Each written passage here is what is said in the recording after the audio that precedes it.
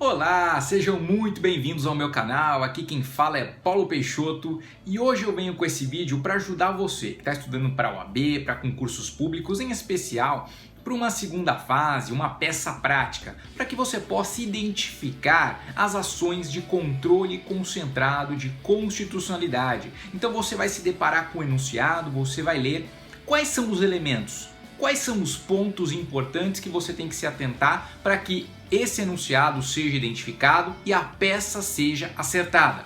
Então tem 3 pontos, são 3 dicas para que você, ao ler o enunciado, consiga identificar aquilo que vai te encaminhar para uma ação de controle concentrado de constitucionalidade. O primeiro deles é a legitimidade.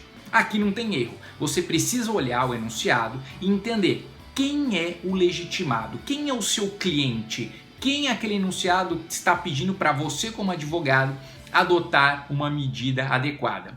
Então, sendo ação de controle, nós temos 2 opções. Primeiro, aquelas que valem para ADI, ADC, ADPF e ADO, que são os legitimados do artigo 103 da Constituição Federal, certo? Nós temos lá o legitimado universal, neutro e os legitimados especiais. Então aqueles que estão no artigo 103, o presidente da República, o procurador-geral da República, governador de estado, governador do DF, mesa da Câmara, mesa do Senado, mesa da Assembleia, mesa da Câmara Legislativa, confederação, entidade de classe de âmbito nacional, o Conselho Federal da OAB, o partido político. Então esses nós temos aqui. Apareceu um deles, você já sabe que a tendência é ser uma ação de controle, em especial essas que eu falei, uma ADI, uma ADC, uma ADPF e uma ADO. Por outro lado, pouco provável, mas é bom que você saiba, pode ser que caia como questão, se falar que é o Procurador-Geral da República que deve propor, seria o caso de uma ADI interventiva.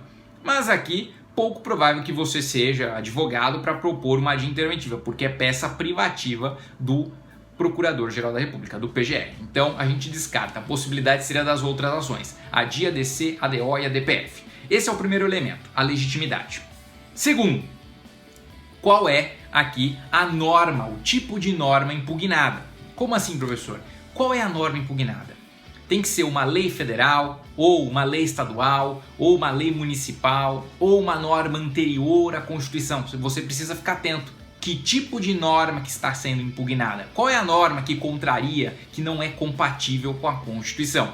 Se for lei ou ato normativo federal, estadual, pode ser o caso de uma ADI. Se for só lei federal, pode ser uma ADC, certo? A declaratória de constitucionalidade. Se for uma municipal, uma lei ou ato normativo aqui municipal, ou anterior à Constituição, pode ser um caso de uma DPF, ou ainda se for, que é mais fácil de identificar, uma omissão, é uma norma constitucional que não foi regulamentada, precisa de uma lei, precisa de algum ato para que ela possa produzir efeitos, aí será o caso da ADI por omissão. Tranquilo? Então você precisa entender qual é o ato normativo impugnado. Isso geralmente está expresso no enunciado. Então você entendeu, identificou a legitimidade, quem é o seu cliente, quem é o legitimado ativo. Depois, segundo, qual é o tipo de norma impugnada. E para fechar, e aí você consegue identificar a peça, é justamente entender qual é o objetivo. O que é que eu quero com aquela peça? É para declarar a inconstitucionalidade? Então é o caso de uma ADI. É para declarar a constitucionalidade? Então é a declaratória de constitucionalidade. É para declarar uma inconstitucionalidade ou então uma lesão a um preceito fundamental? Caso de uma ADPF. Ou para reconhecer a mora do poder omisso, poder legislativo ou poder executivo? Aí será o caso de uma ADI por omissão. Se fosse o caso da ADI interventiva, que a gente já viu que é pouco provável como uma peça, você teria que pensar que é uma norma estadual ou distrital que viola um princípio sensível ou eventualmente um ato estadual que não quer cumprir, executar uma lei federal, e o objetivo principal é a decretação da intervenção federal. Se eu quero a intervenção federal numa situações como essas, então será o caso de uma ADI interventiva. Como eu disse, é menos provável de ser cobrada.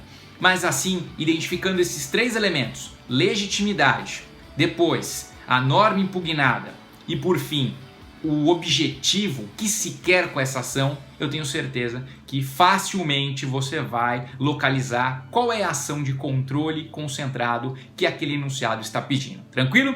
Eu espero então que você tenha gostado, se inscreva, compartilhe, curta esse vídeo e a gente se vê numa próxima oportunidade. Um grande abraço para vocês e até mais!